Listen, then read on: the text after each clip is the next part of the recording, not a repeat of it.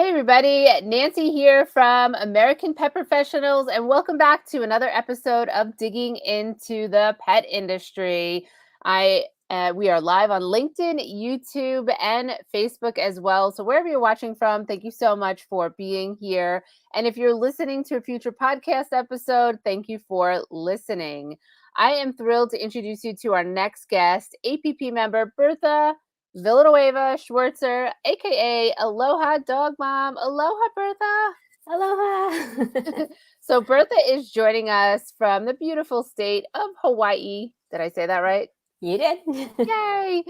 So Bertha, I'm so happy to have you here today. But here on Digging into the Pet Industry, we dig right in. So we're just going to jump in. I would love to know your beginning and where you started. I know you have a background in the military, and thank you for your service. Thank you. So if you can start there and tell us about your background and then how you got lured into the pet industry. So I was in the military for 9 years. I served in the Navy for 2 years where I was admin and I did legal. And then I transferred my enlistment over to the Army and did the same job there. I got deployed to Afghanistan, came back. Unfortunately, I was injured during my deployment, so that ended my military career. And I went ahead and went to college to do my undergrad, where I majored in Japanese in the beginning, but I had to change my major because my classes got canceled because they were so advanced as I got up there. Oh, wow. And so I changed over to Spanish. I'm fluent in Spanish already, so I went ahead and got my bachelor's degree in that. But to be honest, I didn't really want to do anything with that. And so I've always been a dog lover. I've had dogs my whole entire life. And so with my husband, who is also a veteran, he's a huge dog lover too. We had an experience where we had dogs. We went on vacation and we left them somewhere. They weren't getting the greatest care. And so he came up with the idea of starting a dog boarding business. What year was that? That was back in late 2013, 2014. Okay. So 10 years ago. Yep. And so I was like, okay, and we looked into it. And so I was like, all right, let's go ahead and start this. We wanted to provide a private type of care because we offered the services from our home. And that's where it began. And it just took off from there. A lot of our clientele were military because here on the island of Oahu is, the hub for all the military installations. And so, everybody loved what we were doing. It gave them that feeling that their dogs were at a home away from home kind of scenario. That's incredible. I didn't realize that it was 2013. I had no idea. So you've been in the industry for quite some time now, Miss Bertha. Yes. Yes, we officially kicked off in 2014, but the idea kind of started at 2013. Wow. So you have had Kamp K9, right? Yes. K9 Kamp Hawaii? Say it. What again? It's Kamp K9 Hawaii. Kamp K9 Hawaii. Sorry about that. It's okay. So you've had that. You've been doing that. Do you still do that as well? We do, but I had to pivot. So okay. I noticed with my years, one of the biggest things that I was stipulating to my husband that we had to do was become certified in pet first aid and CPR. Not only because we have our own dogs, but because we were caring for other individuals, family members or furry family members. I wanted to be sure that whether it was myself or him, we were both just ready to handle an emergency should we be faced with it. Yeah. And so throughout the years, I was kind of starting to notice for lack of better words, trend where I was starting to pick up on issues with our dog clients. I've noticed 5 terminal illnesses. Wow. I was able to see something was wrong there. I've had, minor things that I was able to detect. And so I thought, you know what? There's tons of dog sitters. There's tons of pet sitters. There's boarding facilities and all that. But there is a lack of pet first aid training, which I think is critical. And so even with my fellow pet business associates, I walked into a retailer store and he had a pet emergency with his own pet there. And it's just, perfect timing, so to speak, where I walked in the door and, I was the only one that knew what to do. And so I was like, okay, it's time that we I pivot this That and was a stop. big sign Yes, coming in for you. huge, huge, and Yeah. said, okay, you know what? We're going to stop dog boarding, and I am going to become a certified pet first aid and CPR instructor to educate not only pet parents, but pet business associates, local law enforcement, emergency responders, any, animal advocates, whoever is interested in learning how to help an injured or sick dog or cat.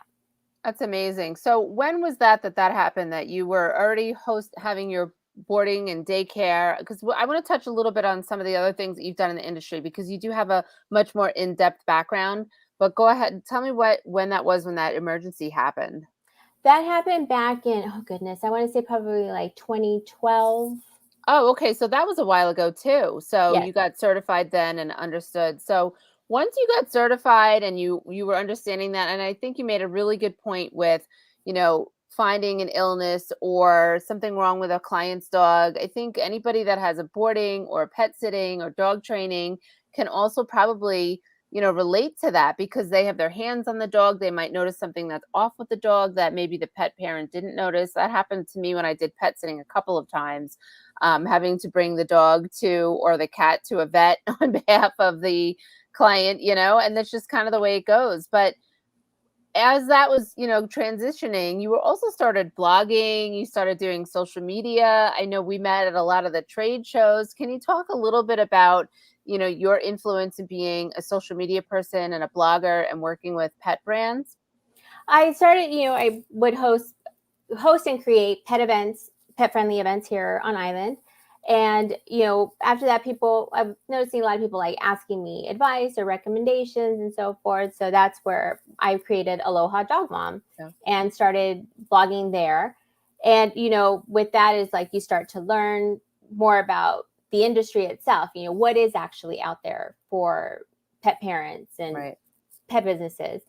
And I started to just be introduced to people and all of that. And then it was like, okay, let's pivot. I just keep keep adding on, right? Adding on more and more. And so, through social media, people start to recognize me more, and I'm growing in that aspect, reaching more people. And it was just like, okay, all of this is now it's heading in the direction that I want it to head into. And so initially everything started with just a dog mom aspect, which is fine. But, to be honest, there's a lot of dog mom bloggers out there. There's a lot of dog mom influencers out there, but there's lacking pet first aid or pet safety influencers, or anybody that's really in that industry that is not a veterinarian, that is not a vet tech. Right. And so that's where it's like all my changes are coming in fold right there. So you were certified in pet first aid and CPR, but now you're actually an actual pet first aid and CPR teacher to other people. So can you explain the difference, what that means? Because somebody might not know. So as when you get certified, or if you, whatever pet first aid class you take, it has the certification, you are just learning the basic skills to handle any type of injury, minor or major, or an illness for a dog or a cat. You're learning how to do it yourself.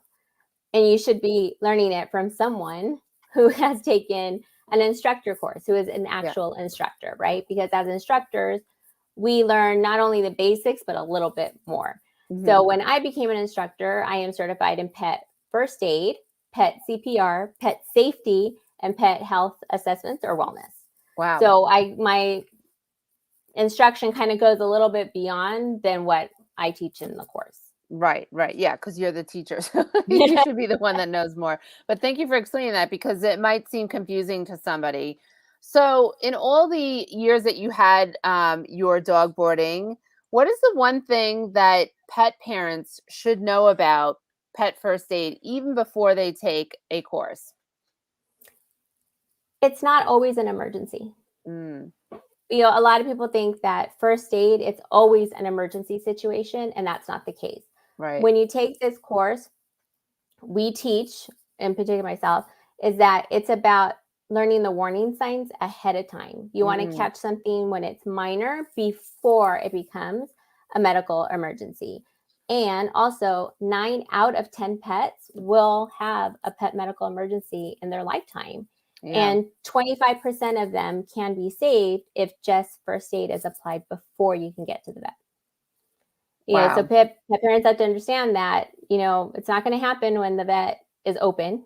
Right, it never does. It's always like Sunday at 9 o'clock at night. It's like our pets know. Yeah, yeah. And oftentimes, or you're not anywhere near a vet. Mhm. Not necessarily that you don't live near one, but you may not be, you may be Right. out hiking or something and you're just not Yeah, near a yeah. vet. And those minutes, they count, Mhm. depending on the situation. Sometimes, you're not going to have 10, 15 minutes. You may have one or two before this can go south. So this is what people really need to understand, that, yes, it's an emergency thing, but sometimes you can catch it ahead of time. Yeah, that's really good advice. And you mentioned hiking, and I hike a lot with my dog. What would you tell somebody that is going out hiking for the first time, even if it's a local trail, only a couple of miles? Any advice for that? Take supplies with you. I teach about creating pet first aid kits, but I tell everybody I have an arsenal at home. Obviously, one, I'm Mhm. an instructor, I should have an arsenal with me. Right. But your pet first aid kit doesn't have to always be like that. Yeah. If you're going hiking, then sit back and think, okay, what are the possible scenarios I can run into? And then just have supplies with you that would, take care of that situation. Could they possibly overheat? Okay, well, I want to make sure I have water, I have, X, Y, and Z. And then, like, okay, they could injure their paw, so I want to make sure I have bandages, I want to have this. Just have your kit ready for the scenario, whether it's hiking, beach, or whatever the case may be. Right. Yeah, that's really good advice. And then even in your car as well, because I think Yes. people don't think of that also. Yeah, I usually get a little, like, when I always ask my students, how many of you have a pet first aid kit? And, but not a great Yeah. amount of hands go up, but a pretty decent one. But as soon as I ask, like, how many of you have it in your kit, or in your car, most of them are like, and so I tell everybody, it's not necessary that you're taking your dog out with you and you want to have a kit, but what if you run into a stray dog Yeah. or cat, like, you can still render help to them. Or if you run into an accident where somebody, their dog or cat was injured, you Yeah. can render aid to Yeah. that person. That's so true. It's so true. And some of the first aid kits for hiking that you can even purchase are, they're not big honking first aid kits that maybe you would have at home or in your car. You could take a smaller kit with you that just has some essentials, because I've seen some of those on the market. It's pretty cool. Yeah, and they even have some that if you have a larger dog that wears a harness, you can actually attach it to their harness and they can Yes. carry their own pet first aid kit. Yes, damn it. Right? I know. When I take Cody to the beach, there's a lot of stuff packed in his backpack. And people joke, and I'm like, it's all his stuff. Exactly. It's like, hey, you know what? They can pitch in and help too. He's a big dog. He could carry it, all of that. It's never that heavy, but it is pretty funny when people say that to me. So, for pet parents that are hearing something about pet first aid and CPR for the first time, and they're like, I need to take a class, what would you say to them? Because some people, that could panic some people if they're not already certified. The one thing is why you should take a class in general is because you have to understand these are animals. As much as we love to treat them like humans, they're not. They Yeah. have a different anatomy, they have a different physiology, that we can't apply our own first aid techniques or anything to them. So we need to understand, like, okay, you can't do CPR like you would on a human to a dog or a cat, and Yeah. understanding that difference. It's not just about, like I said, emergencies. You're catching things ahead of time because our pets can't tell us something's wrong. They can't tell me they hurt somewhere. So it's, you playing detective sometimes if you have to, or just knowing what to do in that scenario. Because oftentimes when an emergency happens, the first instinct is to panic, Right. and you often panic because you don't know what to do. Right. So with pet first aid classes that include CPR, is you're changing that panic to knowledge. Yeah. So I tell everybody it's better to be prepared than scared. Yeah. Because that And so mindset is going to change a little bit. Like, they might panic initially and then go, wait a minute, I know how to handle this. exactly. So I tell everybody it's okay to panic. It's natural. Right. But you take a beat and then you jump in, right? Yeah. And so it's like if you're running around with your screaming and you're, like a lunatic, that's not going to help your pet. You need to know stress what to everybody do. out. Yeah. So the quicker you can jump in, the more favorable outcome for Yeah, your I pet. think that's such great advice. And I had an instance last fall where my own dog Cody choked 2 times in 3 days in 2 different pet stores because the pet store didn't have the cognizance to say, they asked if he could have a treat, but not a big, huge treat. And my dog was in a hyper excited state, and he, like most dogs, swallow things whole. And so, what would you say to? I know you've been flown around the country and locally in Hawaii, going to different pet retail stores and places. What would you say to any of the pet professionals listening that have staff? I think whether you have staff or you're a solo business owner, take a class, get certified in pet first aid and CPR, because an emergency can happen at your place of business. Yes. With, your employees may have to deal with situations Yep. like how you experience. Yeah. Even if you're not a brick and mortar, where you have clients coming in and out, but if you're a business owner that has some type of company where you're pet friendly and you have your employees can bring your pets, an Yeah, emergency that can too. happen there. And Yeah. in short of having a vet staffed there that can handle emergencies, you want to be able to jump in and help. And it's a perk of the business. It was a perk for us that we noticed. I had Yeah. a ton of clients tell me that they chose our business simply because we were certified in pet first aid and CPR. It shows that you go that extra mile, that you Yeah. care for the dog and the cat. You're going to do what it takes. You can handle it should something happen and the parents aren't there. Yeah, I think that anything with education like that is such a tremendous thing for your pet business. In my instance, when it happened with Cody, the first time he was, he was able to cough up and chew what he was eating. And then and it was before I could even say, wait, could you, make sure it was a small piece? Because at that one store, it's usually this tiny little treat. The second time he was he was legit choking. And the first instinct was when I realized he was choking, I said, "Oh, Codes, are you choking?" Because then I saw the paw, by his mouth. I did not panic at all because the first aid class, which I took a long time ago, I should get recertified, was the first thing I thought of was the CPR and which way I would have to do CPR. But I did the opposite. I just pulled it out of his mouth because, I know my dog and I could care. He would never bite me, but it wasn't even the thought process. And he was fine. He was like, hey, oh, you got another treat? Like, how dogs are. He didn't care. But I think having those, those pet professionals, your staff, not only for the aspect of luring more people to your business because you have that, but just it's such an important thing for safety factor. And I honestly did not even think about like the pet friendly workplaces, so I appreciate you bringing that up. That's a really good important point.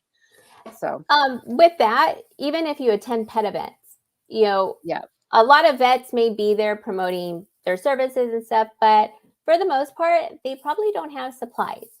Yeah. So I tell everybody, if you're participating in an event, you're hosting an event, take a kit with you. Have a pet first aid station.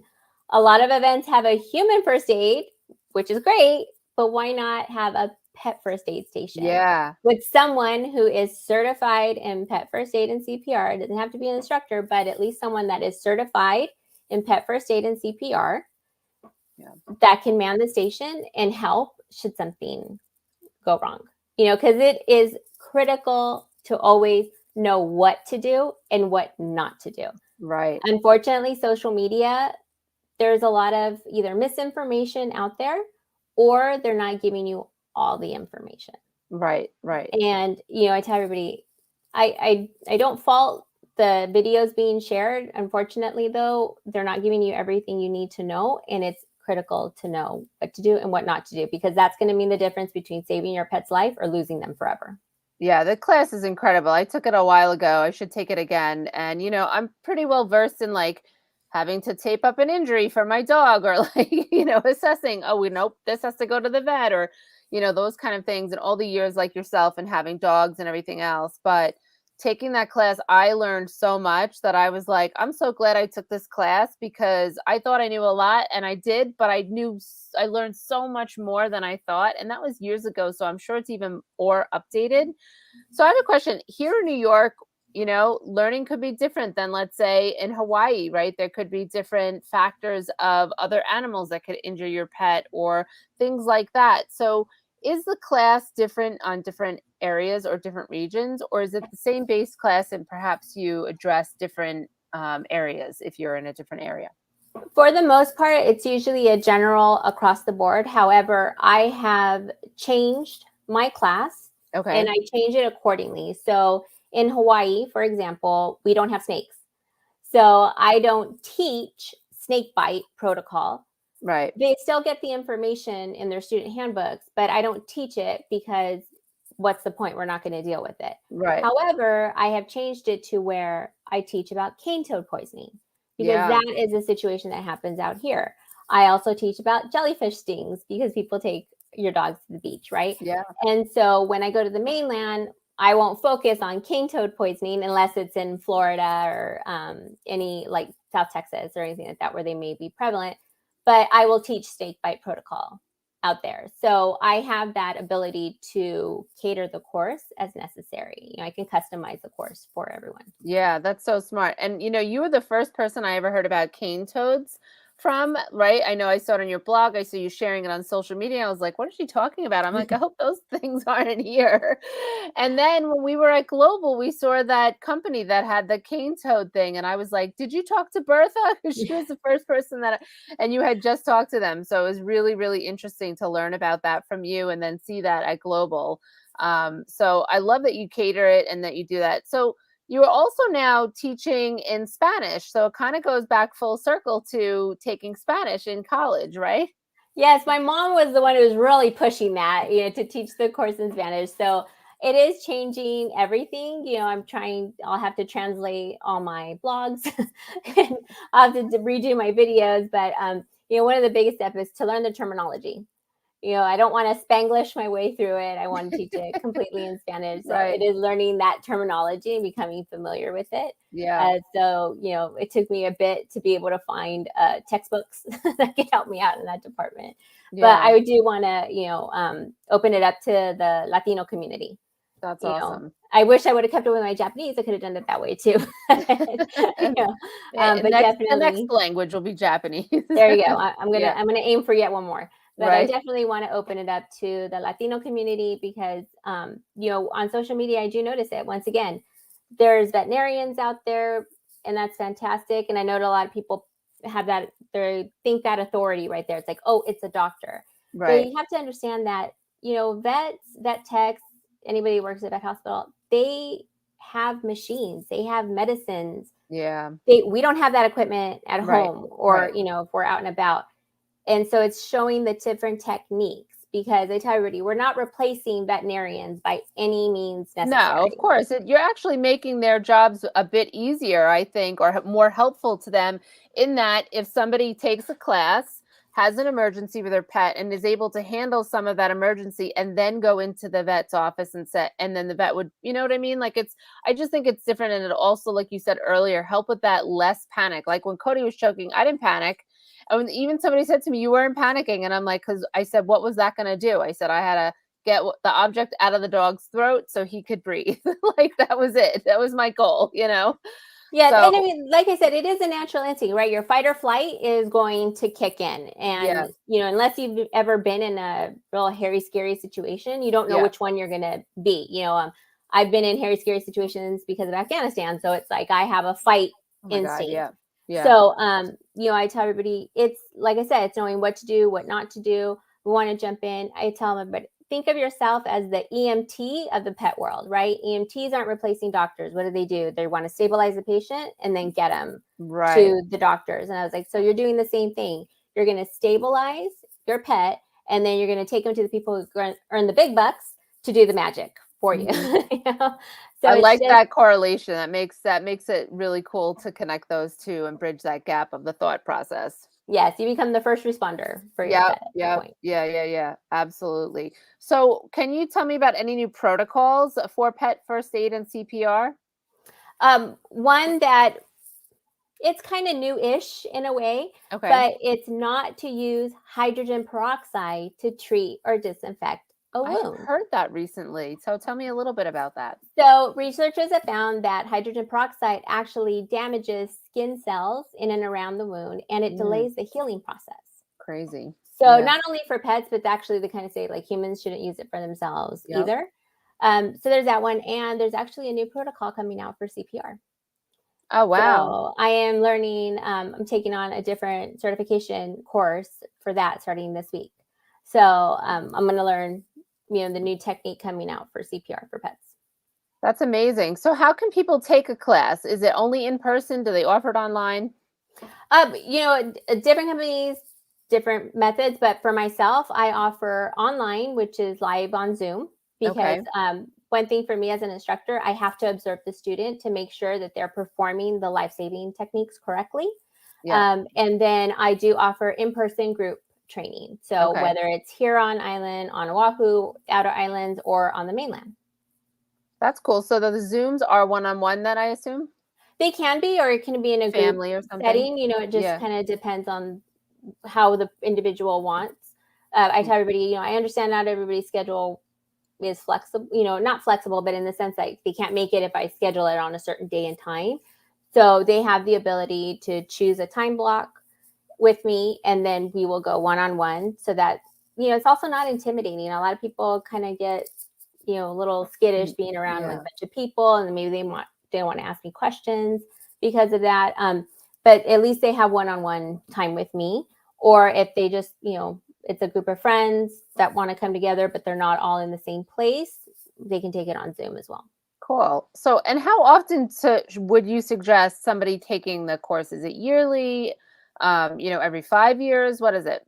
It's every 2 years. Every 2 years. Okay. Yes, and the reason behind it is because they do want to keep you up to date Hmm. on, what is the newest protocol, and it's a refresher. With CPR, one thing that needs to be known is that you have to practice it. It's one thing to learn it, but you Mm, have to practice it. You have to get that rhythm down when you're doing chest compressions because it has to be always done at a steady pace, and you have to know how to do it. Just reading it, watching it on a video, that's not going to do you any good. You have to practice it so that if you have to do it, you can jump in and do it without a problem. yeah. And we were on a Zoom call and somebody said something about doggy, doggy, are you okay? And it brought me right back to that class. And I started laughing. I'm like, I haven't thought about that in a long time. And believe it or not, that's another change.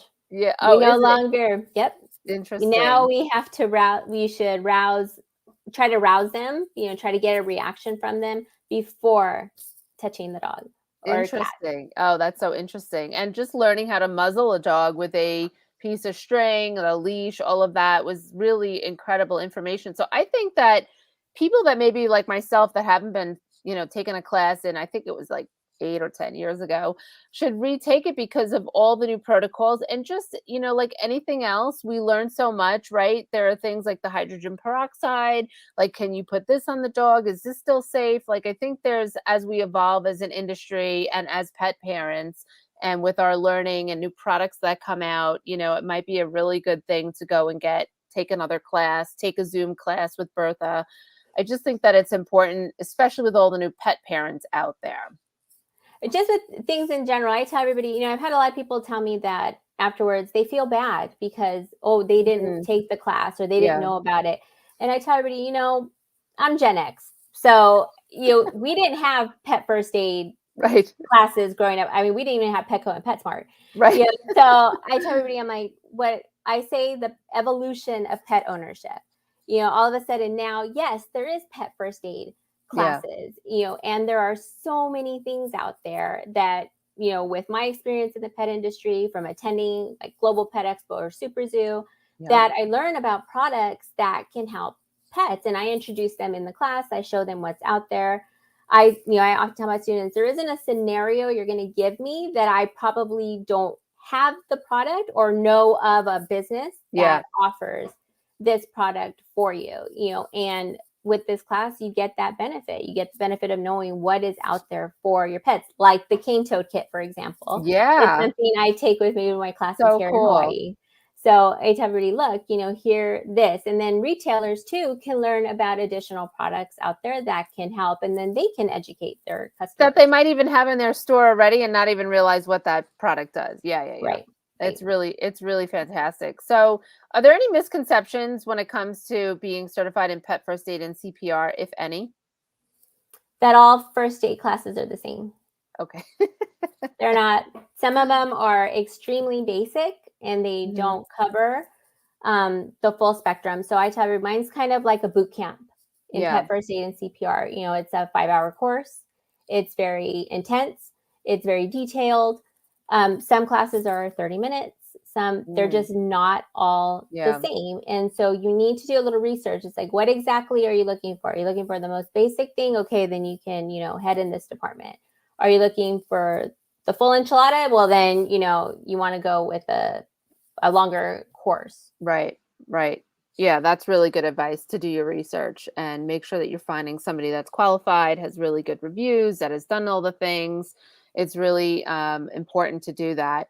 So I know now you're also speaking about pet first aid and CPR at different pet industry conferences. Is this something you'd like to continue to pursue?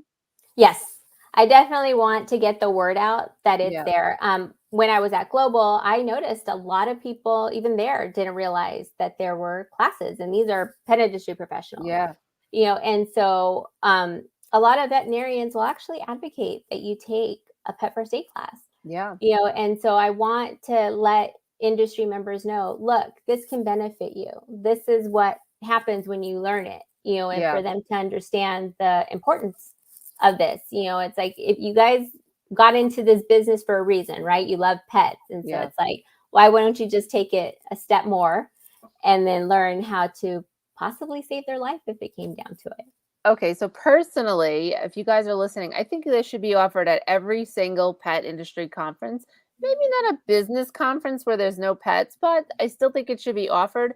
And I think that all of the staff running any kind of pet event should be certified, even if you're only hiring that person for like a month or two to help you with an event. Because if there are dogs coming in or pets coming in and something happens and maybe there is or is not a vet on staff, if your staff is there and can help, I think it'll just be much, much better for the pet industry. So that's my little plug. Everybody should have it. I think, when it's my understanding that when individuals have human children, they take a little parenting class or a first aid of some sort. Hopefully, yeah. Why I think pet parents should do the same thing. Yeah, I think most people would probably want to do it. It's not like it's actually a very fun class. I learned a lot. It was really fun being in a group with people that were learning about how to become pet first aid and CPR. And you felt much more empowered when you left and confident that if something did happen, you would have the tools to move forward or, get that pet into a stable condition before you rush to the vet. So, I think that I think most people would want to do it. I think it's just raising that awareness of that the class actually exists. So that's why we're doing this today, to get more people to become pet first aid and CPR certified. All right, so we're gonna turn corners a little bit. What would you say the best piece of advice you've ever received in your career in the pet industry has been? My best advice. This question always stumps everybody. Yeah, it's like, to know my value. Ooh, that's good. I love that. Nobody's answered that. I'm writing it down. I love that.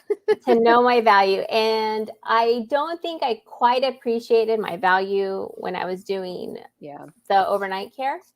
That light didn't turn on until I became an instructor. Yeah. And I was like, I understand what I provide has value to it. Mm-hmm. And so that for me, that's when that really like hit home. And it's like, I know my worth. I know my value. Yeah, that's such a good, amazing piece of advice for anybody that is working with pets. Because, I always say this 20 something years ago when I would go to pet, non-pet networking events or whatever, and I would talk about the pet industry or like as I'm talking, other people didn't understand that there was an industry or pet professionals or any of that. And, I still hear I have to pay this much for a dog trainer. I have to pay this much for a pet sitter. I'm like, they're taking care of your precious fur baby, right? That's what most people like to call their pets. Yeah, because they have certification or they're bonded and insured. They have a business. So I love that you said that. And I think that anybody that's watching, maybe that sparked a light in them, because that's such a great piece of advice. I think people really need to pay attention to that. Yeah, Thank you for saying that. I think a lot of the intimidation comes from the competition. Yeah, but you are your own competition. That's the way you got to look at it, right? And so, like I said, I didn't appreciate it when I was just doing boarding. Yeah. It came full circle for me once I became an instructor, and it's like, Yeah. oh, I was like, no, I understand now. Yeah. Now, what I do, the service that I provide, has incredible value. Yeah. And so now it's learning that. Awesome. Well, I'm glad that you learned that. Never better late than never, right? So is there anything else about what you're doing that you'd like to add that I didn't ask you about? Everybody take a class. There you go. Even if you don't get certified, you're just taking the most basic of the courses, take a class. Yeah. Pet parent or not, you work in a retail shop, you work in, anything that has to do with pet, even a receptionist, take a class. What's the worst that can happen? There's no worse. You'll be empowered and you'll be educated. Whether you help your own pet or somebody else's. Yeah. It's like, why not be that pet's hero? I love that. That gives your chance there. So I always tell everybody, take a class. There's no harm in it. Nope. I love it. Well, listen, Bertha, I'm so happy you came on today to let everybody know what you're doing and to be more informed about pet first aid and CPR. And I'm also so happy to watch you evolve into this role, because I can see your passion for it and your love of what you're doing comes through the screen. It comes through your posts. So I'm really happy for you with everything that you're doing with your Aloha Dog Mom and your pet first aid and CPR. And I hope to see you soon at an upcoming industry event. And if anybody's watching, or people are watching, but if anybody wants to connect with you, where can they find you? They can either find me at alohadogmom.com or Kamp K9 Hawaii.com, or on any social media platform at Aloha Dog Mom. Awesome. All right, guys. So we're going to put that in the comment section, and please connect with Bertha. And if you haven't taken a pet first aid and CPR class, reach out to her so you can start taking classes and get certified and have that empowerment of knowing what to do in case your dog or your cat or anybody has an emergency. Exactly. All right, Bertha, thanks so much for being here. Hope you have a great rest of your week and Monday. Thanks. You too, Nancy. All right. Take care, everybody. Bye.